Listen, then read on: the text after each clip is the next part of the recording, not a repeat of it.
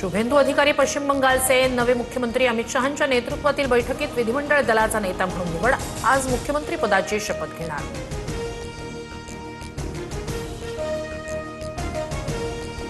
पश्चिम बंगाल सरकारचा आज शपथविधी सोहळा कोलकातामधील ब्रिगेड परेड ग्राउंडवर सोहळा होणार। पंतप्रधान मोदी अमित शहांसह दिग्गज नेते उपस्थित राहणार।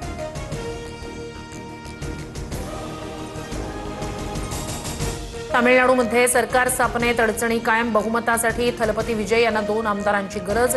व्हीसीके पक्षाकडून पाठिंबा जाहीर, पण अद्याप पत्र दिलं नाही, सूत्रांची माहिती। केरळच्या मुख्यमंत्री पदाच्या नावावर आज शिक्कामोर्तब होण्याची शक्यता। काँग्रेसकडून केसी वेणुगोपाल आणि रमेश चेन्निथला यांचं नाव आघाडीवर। काँग्रेस हायकमांडची आज महत्त्वाची बैठक। कुणाच्या गळ्यात मुख्यमंत्री पदाची माळ पडणार याकडे लक्ष। प्रदेशाध्यक्षांविना आज महायुतीची समन्वय समिती स्थापन। तिन्ही पक्षात समन्वय राखण्यासाठी आता मंत्रिस्तरीय समिती। भाजपकडून बावनकुळे आणि महाजन, शिवसेनेकडून उदय सामंत आणि दादा भुसे, तर राष्ट्रवादीकडून भुजबळ आणि मुश्रीफ समन्वय समितीत। निदा खानला लपवण्यात एमआयएम नगरसेवकाचा हात। धर्मांतरण रॅकेटमध्ये अजून कोणी सहभागी आहे का, सर्व तपासलं जाणार, मुख्यमंत्री फडणवीसांची माहिती। शिर्डी पोलिसांच्या चौकशी दरम्यान खरात साक्षीदारांवर चिडला। जमिनीच्या प्रकरणात मुद्दाम अडकवलं जात असल्याचं म्हणत खरात संतापला, सूत्रांची माहिती। आज पोलीस खरातला न्यायालयात हजर करणार।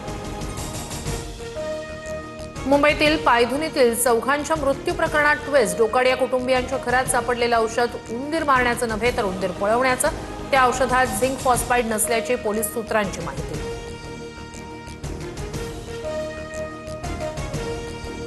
पुण्यात सीएनजीच्या दरात प्रति किलो 1.5 रुपयांची वाढ। आता प्रति किलो 92 रुपये 25 पैसे मोजावे लागणार। अमेरिका इराण युद्धाचा गॅसच्या दरावर परिणाम। पुण्यातील मोरगाव, थेऊर आणि सिद्धटेकमधील अष्टविनायकाची मंदिरं भाविकांसाठी बंद। देखभाल दुरुस्तीसाठी किमान महिनाभर मंदिरं बंद राहणार। नित्यपूजा मात्र चालूच राहणार।